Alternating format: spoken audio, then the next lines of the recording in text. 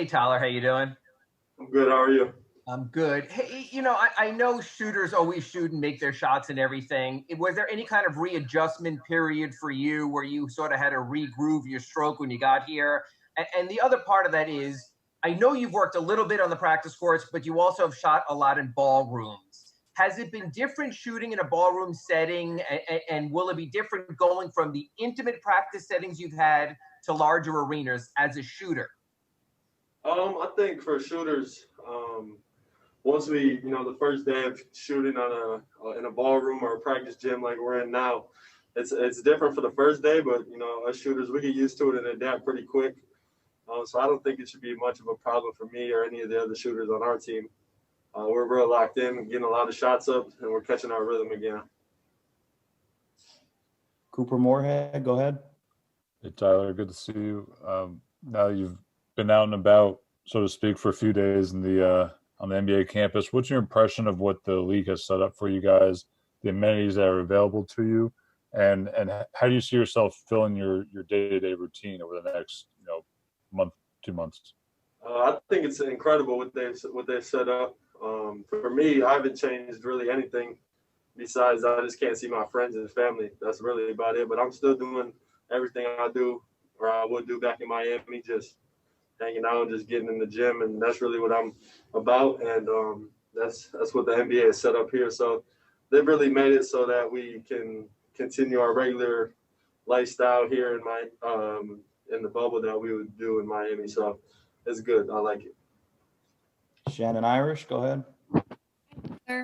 We've seen the team put out a lot of videos addressing racial injustice in the country, but we've also seen a video of you out on the streets protesting. Why did you feel compelled to join that protest, and how do you think your presence can help that movement? I just stand behind the Black Lives Matter movement. I stand behind it and support it, and I feel like I have a voice and a platform to be able to push it, and that's what I'm going to continue to do. Clay Ferraro, go ahead. Tyler, thanks for hanging out with us. Had a funny report last night that someone had to come up and tell Jimmy Butler there was a noise complaint against him during the quarantine period because he was dribbling in his room too late at night, and somebody called on him. Had you heard about that, and anything about that surprise you when it comes to Jimmy? I've seen it just how you guys seen it in the media yesterday, but I mean, that doesn't surprise me at all. We all know how Jimmy works and what he does, and he was probably bored in his room and just wanted to get some work in. And that definitely doesn't surprise me at all. Anthony Chang, go ahead. Hey, Tyler.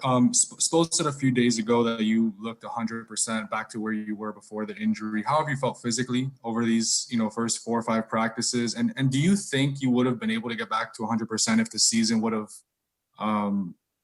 went on as scheduled? Yeah, I'm definitely 100% now. And I don't really know, because when I came back for the Charlotte game, I wasn't all the way 100%, but I wanted to get out there and help the team as much as I can. So, the pandemic and the time off really, really blessed me and was able to allow me to get myself back to 100%. But, I feel the best I've ever felt in my life. My body fat's at 5.5%. So I'm excited to get started. Is there anything you do something you do on the court that you're like, okay, now I'm back to where I was and I'm at full health? Is there anything is there a moment that you remember that you had that epiphany? Just throughout the whole pandemic, I've been working, and I've been working and knowing that we're going to come back and play and finish the season. So I've been preparing myself for a time like this, and I'm ready to go. Devin, go ahead. Hi, Tyler. I saw that you were on the boat a lot at home during quarantine. Do you have any plans? I saw the NBA had some boats up there. Do you have any plans to go on the boat, go fishing, try to do that on your off time? Maybe. I'm not too sure yet. Maybe. Ira Winderman, go ahead. Tyler, you're obviously working without 2 close teammates, including 1 fewer baby goat out there. How tough is it being without those guys in practices? And on the other hand, because you spent so many games with them, do you think it'll be easier to sort of reacclimate with them coming back?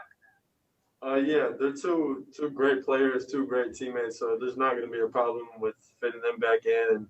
And, they'll get right back into the swing of things. They've also been working when they were 100% healthy. So, we're excited to get them back out here, and we really want to get a full team out here and just be able to, attack this with 100%. And also to that end, I mean, you are getting tested every single day. It just takes one test result to come back, one phone call in your room to get the different message. Are you on edge at all about that? That is, I mean, your shot could be going, the team could be winning, everything could be going good, but the phone could ring. Yeah, definitely. That's always in the back of, my head. I've definitely thought about that. But I mean, you never know if you have it until you get it. So it's like, you just got to continue to do what you do. And if you get it, you can't really control it. And then when you see guys, the reports come out, various guys, Michael Beasley had to leave the campus yesterday. Other guys just reported today. James Ennis said he had it and finally has been cleared. What's it like when you see each of the names come out? Are you sort of like, ooh, or oh, or, and are you sort of cognizant of paying attention when the names come out? Not really. I think you just worry about yourself and worry about your team, and just, hopefully that my teammates and my coaches can all stay healthy. That's really all we're worried about.